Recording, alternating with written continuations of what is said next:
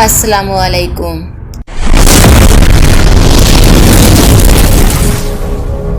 اسلامی قصے چینل میں ویلکم کہتے ہیں ویورز۔ آج آپ کے ساتھ حضرت جویریہ اور نبی پاک صلی اللہ علیہ وسلم کی شادی کا واقعہ شیئر کریں گے۔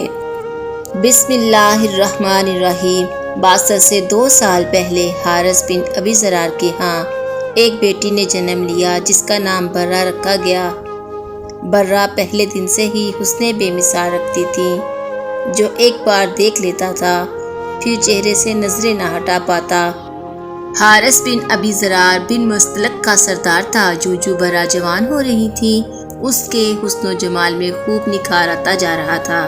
یہ والدین کی خوب لاڈلی تھی کہ جو منہ سے کہہ دیتی والدین فوراً پورا کر دیتے۔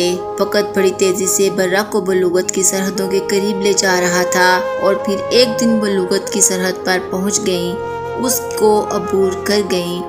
اب اس کے والدین اس کی شادی کی فکر کرنے لگے۔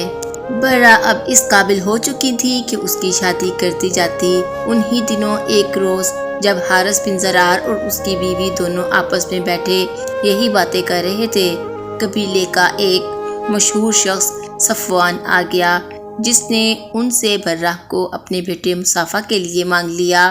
دونوں ماں باپ اس پیشکش پر بہت خوش ہوئے اور انہوں نے فوراً یہ رشتہ برہ کے لیے قبول کر لیا اور جلد ہی برہ اور مصافہ رشتہ ازواج میں منسلک ہو گئے۔ کچھ عرصہ تو یہ دونوں بہت خوش و خرم زندگی گزارتے رہے، مگر پھر ایک رات برہ اپنی خوابگاہ میں آرام کر رہی تھی کہ اس نے دیکھا یثرب کی طرف سے چاند چلتا آ رہا ہے، یہاں تک کہ وہ اس کے قریب آیا اور اس کی آغوش میں اتر گیا۔ برہ نے اتنا ہی دیکھا تھا کہ فوراً اس کی آنکھ کھل گئی۔ وہ خواب کے بارے سوچنے لگی، اس خواب کی تعبیر کیا ہو سکتی ہے؟ یثرب میں تو اس وقت محمد صلی اللہ علیہ وسلم کا دین عروج پر ہے، تو کیا یہ چاند محمد صلی اللہ علیہ وسلم ہے؟ نہیں، ایسا نہیں ہو سکتا۔ میرا شوہر، میرے والدین اور میرا قبیلہ تو محمد صلی اللہ علیہ وسلم کا بہت بڑا دشمن ہے، یہ کیسے ممکن ہے؟ برہ نے اس خواب کا ذکر کسی سے نہ کیا، مگر نہ جانے دل میں اس خواب کی کیا تعبیر کر لی اور مسکرا دی۔ جب اگلی صبح اٹھی تو چہرہ جیسے پہلے سے بھی زیادہ حشاش پشاش تھا۔ برہ کے شوہر مصافہ نے پوچھا، کیا بات ہے؟ آج تم خلاف معمول خوش نظر آ رہی ہو۔ برہ نے شوہر کو اصل حقیقت نہ بتائی اور بات کو ٹال دیا۔ انہی دنوں برہ کے والد حارث بن ضرار نے مدینہ پر جلغار کی نیت سے تیاریاں شروع کر دی۔ وہ اور اس کا قبیلہ مسلمانوں کی بڑھتی ہوئی طاقت کو کسی صورت قبول نہیں کر سکتے تھے۔ بس جیسے ہی انہوں نے جنگ کی تیاریاں شروع کی، اس کی خبر پیغمبر آخر الزمان حضرت محمد مصطفیٰ صلی اللہ علیہ وسلم تک بھی پہنچ گئی۔ آپ نے قریباً 1000 کے مجاہدین کے ساتھ بنی مستلق کی طرف کوچ فرمایا اور اس سفر میں آپ کے ہمراہ ام المومنین حضرت عائشہ اور ام سلمہ بھی تھیں۔ دوسری طرف حارث بن ضرار اور اس کے قبیلے کو جو ہی پیغمبر اسلام کے لشکر جریر کی خبر ملی تو انہوں نے راہ فرار اختیار کرنے میں ہی عافیت سمجھی، مگر قبیلہ میں موجود چند افراد نے صفیں باندھی اور مسلمانوں پر تیر کی برسات شروع کر دی۔ انہوں نے خوب ڈٹ کر مقابلہ کیا، لیکن لشکر اسلام کے سامنے زیادہ دیر قائم نہ رہ سکے اور میدان چھوڑ کر بھاگ کھڑے ہوئے۔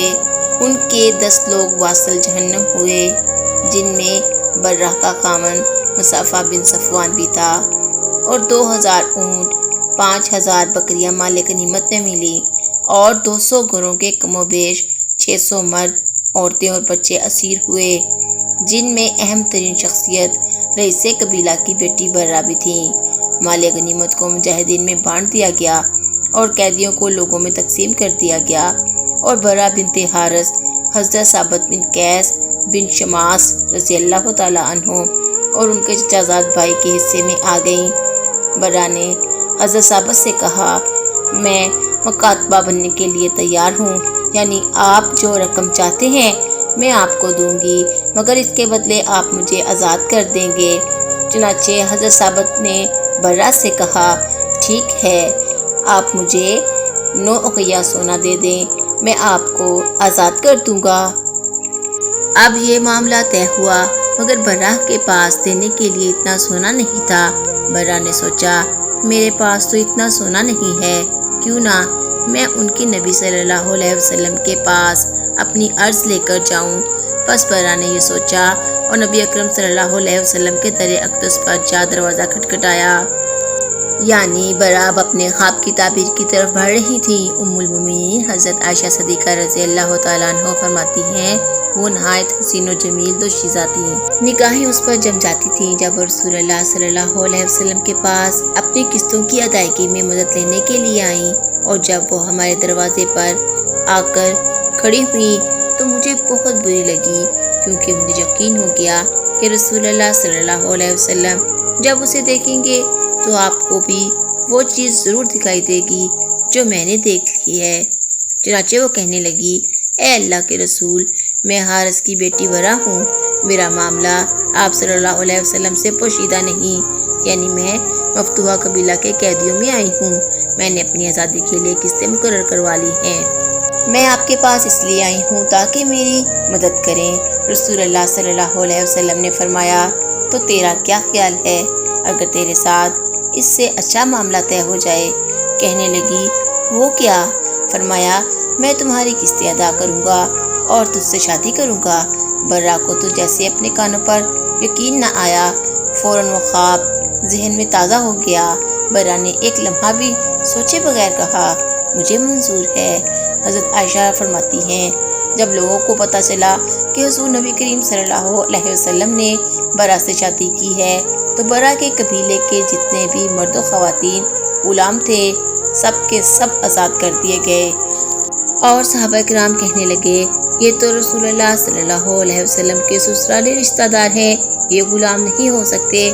پھر حضرت عائشہ رضی اللہ تعالیٰ عنہ فرماتی ہیں، تو ہم نے اپنی قوم کے لیے اس خاتون سے زیادہ کوئی بابرکت خاتون نہیں دیکھی، جس کے سبب بنو مسلک کے سینکڑوں گھرانوں میں رہنے والوں کو آزادی ملی۔ یعنی رسول اللہ صلی اللہ علیہ وآلہ وسلم کے ہر عمل کے پیچھے کیا راز پوشیدہ ہے، یہ اللہ اور اس کا رسول ہی جانتے ہیں۔ ویورز، یہ برا کون تھی؟ آج برا کو زمانہ ام المومنین حضرت جویریہ بنت حارث رضی اللہ تعالیٰ عنہ کے نام سے جانتا ہے۔ ایک دوسری روایت میں ہے کہ آپ کے والد حضرت حارث بن زرار نے بھی اسلام قبول کر لیا تھا، اور رسول اللہ صلی اللہ علیہ وسلم نے آپ کے والد کو حضرت جویریہ رضی اللہ تعالیٰ عنہ کے لیے نکاح کا پیغام بھجوایا تھا۔ برا کا مطلب نیکی اور احسان ہے، لیکن اس لفظ کے استعمال سے منفی معنی بھی نکلتے ہیں۔ بقول حضرت برا بن عازب رضی اللہ تعالیٰ عنہ، حضور نبی کریم صلی اللہ علیہ وسلم اس نام کو مکروہ جانتے تھے، اور اسی بنا پر برا کا نام بدل کر جویریہ رضی اللہ تعالیٰ عنہ رکھ دیا گیا۔ اس کے بعد حضرت ام المومنین جویریہ رضی اللہ تعالیٰ عنہ کے تمام بہن بھائی بھی دولت اسلام سے مالا مال ہو گئے تھے۔ سیدہ عائشہ فرماتی ہیں، جویریہ رضی اللہ تعالیٰ عنہ بڑی شیریں، موزوں اندام، ملی اور صاحب حسن و جمال عورت تھی، جو کوئی دیکھتا فریفتہ ہو جاتا تھا۔ ظاہری حسن و جمال کے علاوہ آپ باطنی حسن سے بھی مالا مال تھیں۔ بڑی زاہدہ، متقیہ، راست باز، عبادت گزار، قناعت پسند، مجسمہ صبر و رضا اور ذکر و تلاوت میں یکتا تھیں، اور یہ سب خوبیاں آپ رسول اللہ صلی اللہ علیہ وسلم کی بدولت اور تعلق سے میسر آئی تھیں۔ دعا ہے اللہ رب العزت ان پر اپنی بے حساب رحمتوں کا نزول فرمائے، اور ان کے صدقے ہماری بے حساب مغفرت فرمائے، آمین۔ ویڈیو پسند آئی ہو تو پلیز پیارا سا کمنٹ کرنا نہ بھولیے گا۔